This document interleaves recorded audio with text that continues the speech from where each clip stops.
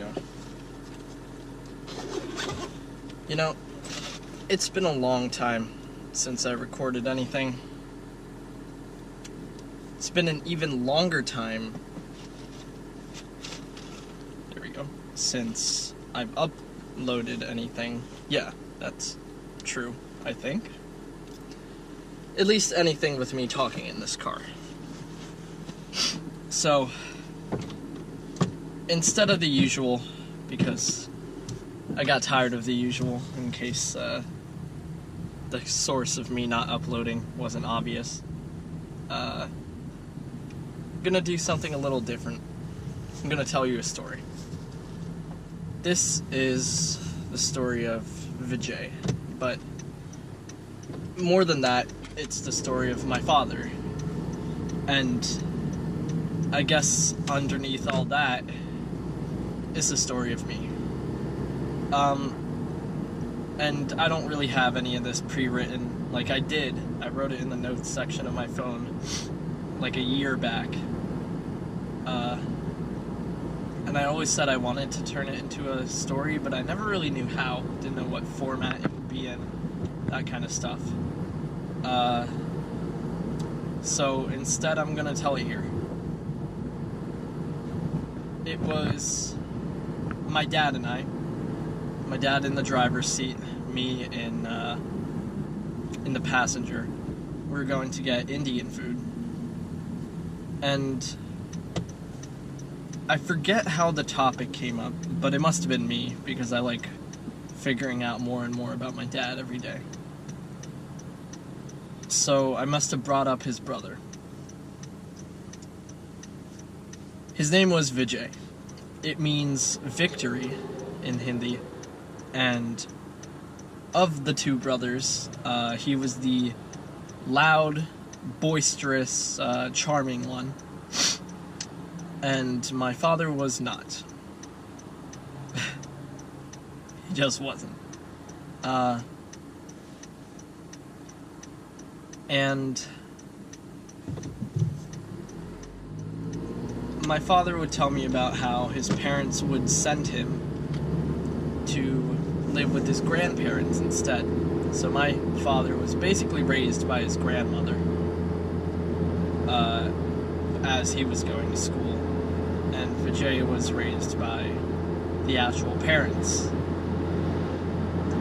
And my dad turns to me and he's like, it's funny, you know, like the only memory I really have of him is when I would come over to visit my parents and Vijay, and you know, they would be such a unit together, and Vijay would be laughing and teasing me.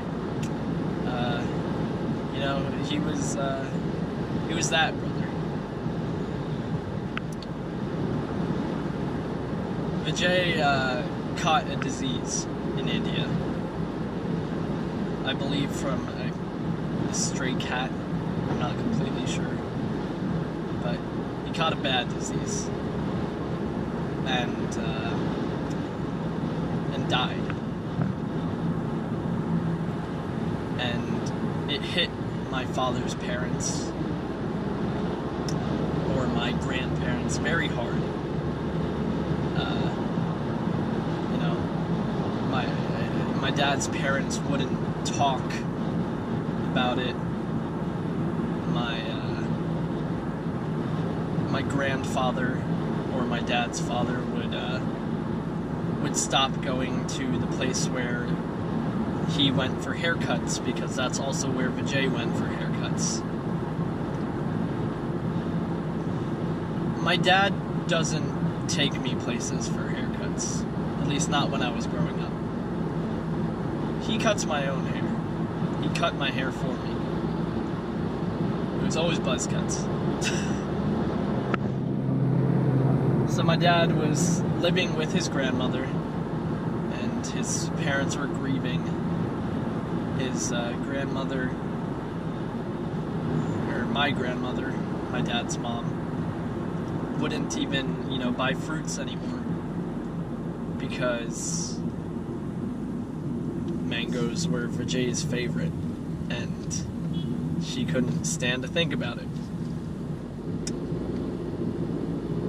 And meanwhile, me hearing this, I was just angry, honestly.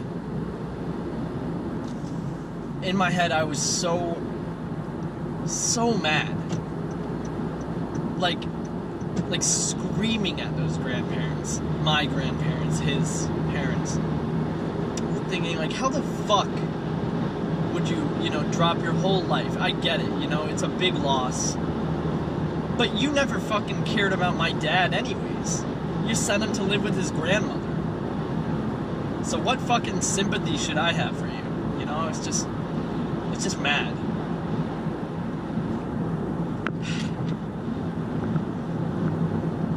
And my dad's dad reversed his vasectomy, which I didn't even know was a thing.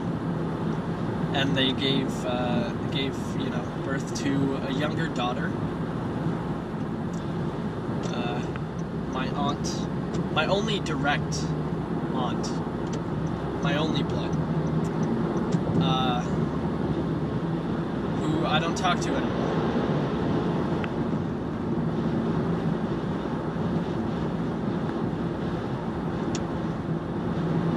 Because she ran off with my grandfather's fortune in India, and left my dad in the U.S. as an adult, who went back for his grandfather's funeral to India, and got nothing, no inheritance.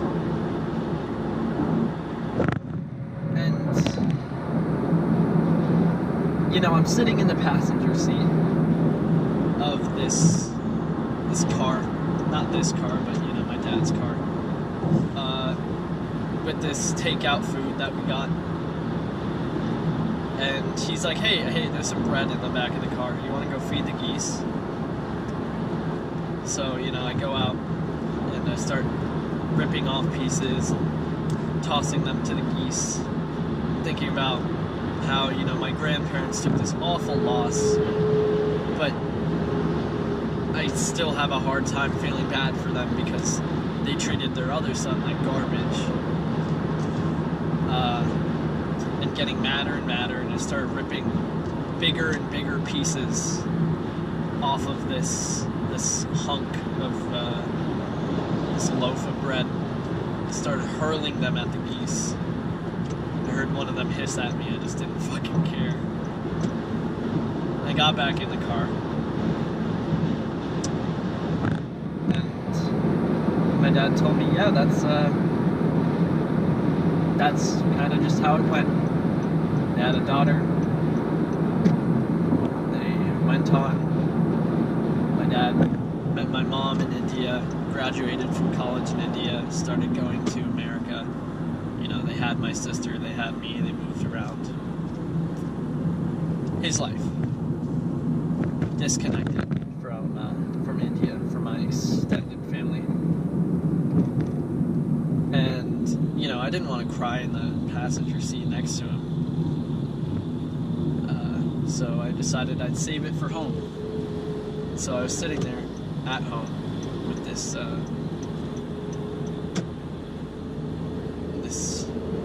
takeout that was getting a little cold, and I was alone in my bedroom, and I couldn't cry. So instead, I made myself cry by thinking of all the horrible shit I could think of. I thought about my ex-girlfriend, who was, my one and only girlfriend. I thought about how shitty it must have been to lose that kid, how shitty it must have been being raised away from your own parents, from my father. I thought about how my father wasn't really, wasn't the son, you know what I mean? He was just a shy, sad one, very young. Needed a lot of nurturing. He wasn't the one. And how he was still the one that survived had kids that saw their grandparents once, and how maybe, maybe it isn't about being the chosen one. Maybe it's just a random series of coincidences that fucking leave us here. And maybe we're just left to die, on this planet alone. And it doesn't really fucking matter. And you won't really do much. You just kind of live your life and you die, and that's it. And I started crying.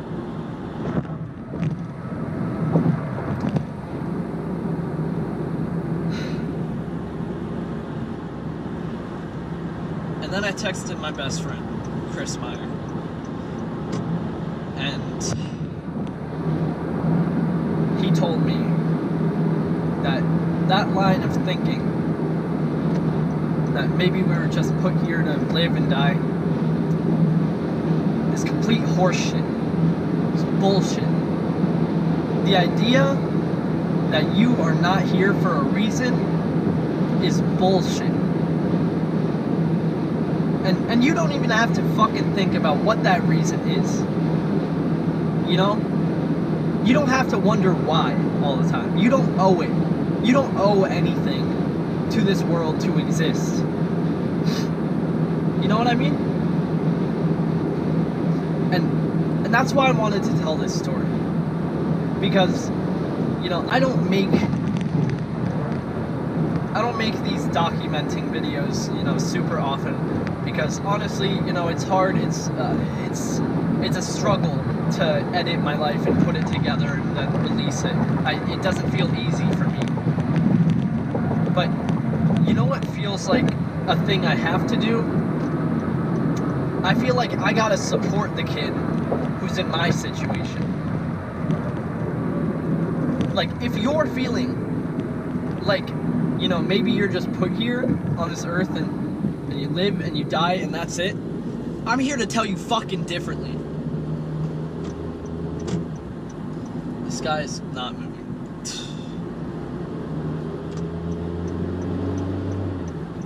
There we go.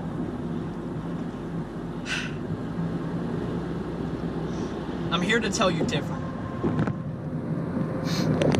You are here. Period.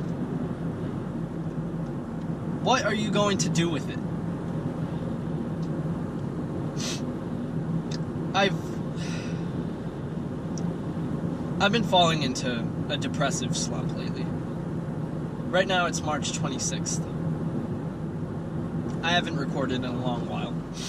I wasn't depressed for all of that while. It just seemed like it was easier not to record. Over spring break, I had a great time. I went to Universal, had fun over there. Got a dog on the last day of spring break. Things are looking good. And then over the week, I started to wear down. My classes got with me, and every time I hit something in my academics that, I struggle with, I immediately question why I'm there, So I felt bad about myself. Felt bad about my ability. And then our fridge sprung a leak, and our basement got flooded. The whole ceiling to floor. Not filled with water, but the ceiling material and the floor material filled with water.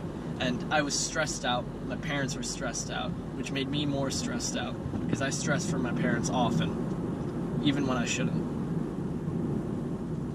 And it was weighing on me so bad. So bad. And, usually I'd be like, okay, just wait for the light at the end of the tunnel. But this time I had to put my foot down, no. I can't be living every I can't live every week waiting for the weekend. That's stupid. You can't only enjoy, the little 20% of your life, probably less, where it's, the highs. I needed to enjoy the whole thing. Even the shitty parts. That's how it works, there's good parts and there's shitty parts. That doesn't mean you have to only enjoy the good parts. Of course there's gonna be shit, Life's about taking that shit and not just dealing with it, but finding a way to reconcile it, to enjoy even the shittiest parts.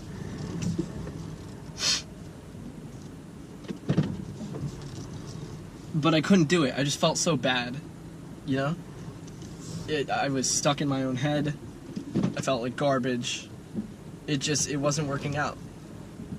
And I was praying. I was like, God, please, like, send me, a way to enjoy this process.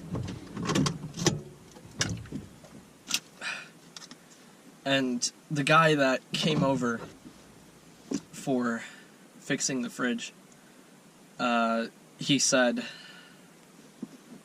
he was talking about his kids, and, oh, one's in college, one doesn't know what to do with herself, the other two, they're making okay money for themselves. I'm here working this blue-collar job. And, he was like, what are you doing? And I said engineering. And I was waiting for the usual, like, oh, this, is big money, things adults say when you tell them you're doing engineering. And he did say that, but the next day when he came back, he told me, today morning, so it wasn't the next day, but the next time he came over, he was talking about, the customers and, who you are and that kind of stuff, like, different types of people, and he was saying, your dad is the best customer I ever had. No complaints, happy to just make progress on the job, get the job done. Not stressing out or freaking out or giving me a hard time. I was like, my dad's, he's like that. That's my dad. And he was like, some people, especially in America nowadays, they're so lazy. And he looked at me, he was really upset.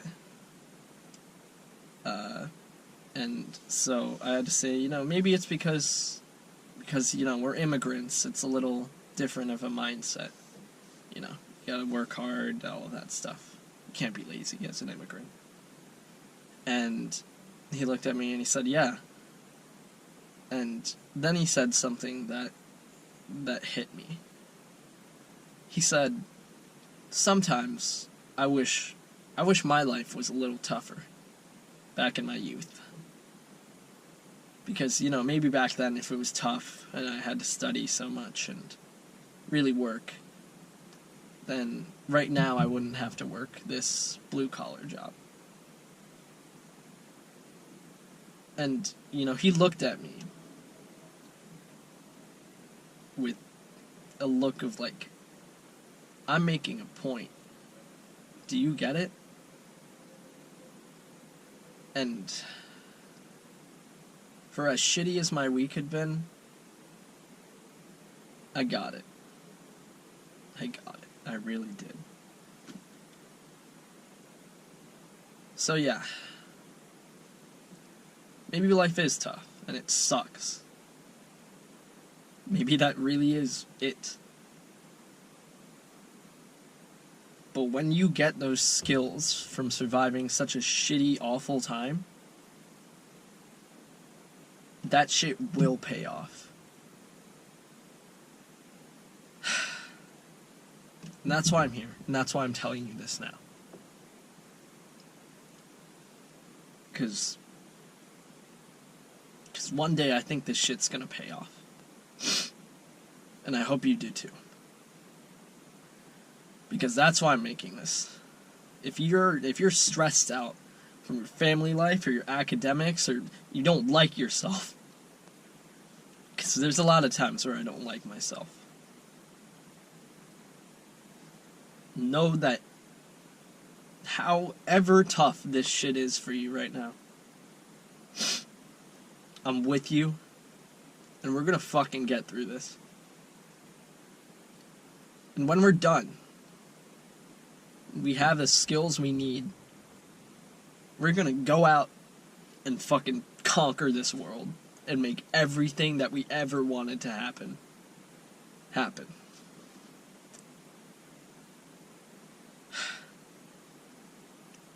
I've been ranting for like 20 minutes now. So I'm gonna let you go. I'm gonna let myself go to class. And I'm gonna try my best to enjoy my day. No matter how shitty or tough it is, I'm gonna try my best to enjoy it. So, I will see you on the flip side. Bye! GoPro, stop recording.